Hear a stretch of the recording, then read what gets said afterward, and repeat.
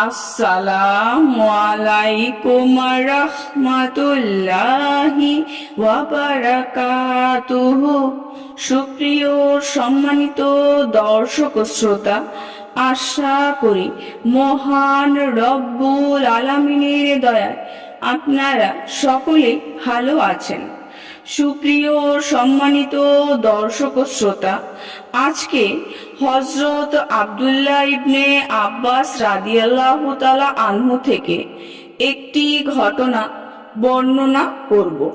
ঘটনার শিরোনাম হচ্ছে নবীর প্রেমে পাগল মন। সুপ্রিয় সম্মানিত দর্শক ও শ্রোতা, আপনাদের নিকট অনুরোধ থাকবে ঘটনাটি শেষ পর্যন্ত শোনার। পঞ্চম হিজরির ঘটনা।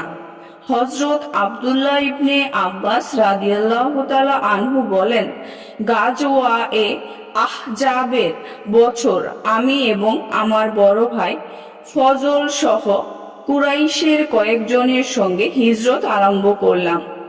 লক্ষ্য আল্লাহর রাসূলের সাক্ষাৎ। আমার সঙ্গে আমাদের গোলাম আবু রাফেও ছিল। চলতে চলতে আমরা আরাজ নামক স্থানে পৌঁছে গেলাম। এখানে এসেই গন্ডগোল লেগে গেল। কখন আল্লাহর রাসূলকে দেখব, এই অস্থিরতায় এমনিতেই রাস্তা শেষ হচ্ছে না। আবার গেলাম রাস্তা ভুলে। যাব বাকুরায়, চলে গেলাম জাসায়। সেখান থেকে বনি আমর ইবনে আউফে চলে গেলাম। এভাবে ঘুরে ফিরে অবশেষে মদিনায় পৌঁছার সঙ্গে সঙ্গেই প্রিয় নবীজির দেখা পেয়ে যাই। তিনি তখন খন্দকে ছিলেন।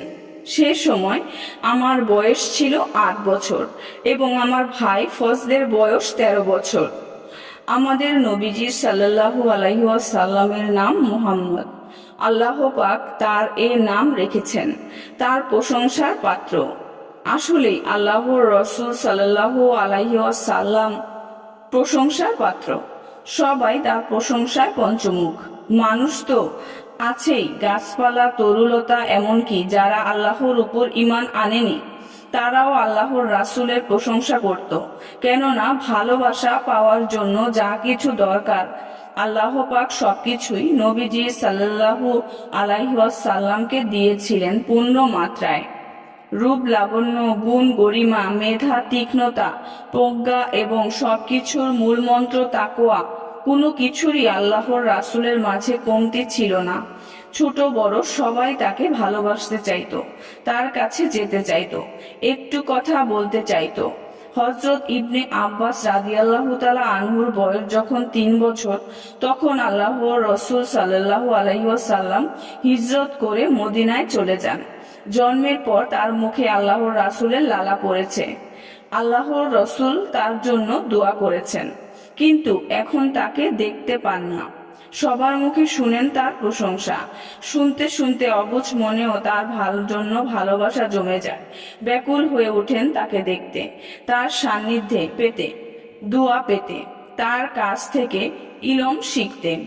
অবশেষে আল্লাহ পাক রহমতের দুয়ার খুললেন, তাকে রহমতে আলমের কুলে পৌঁছে দিলেন। সুপ্রিয় সম্মানিত দর্শক ও শ্রোতা, আজকের ঘটনাটি এই পর্যন্তই। ঘটনাটি যদি ভালো লেগে থাকে অবশ্যই চ্যানেলটি সাবস্ক্রাইব করবেন, লাইক করবেন, কমেন্ট করবেন এবং বেশি বেশি শেয়ার করে দিবেন। সবাই ভালো থাকবেন। আল্লাহ হাফেজ।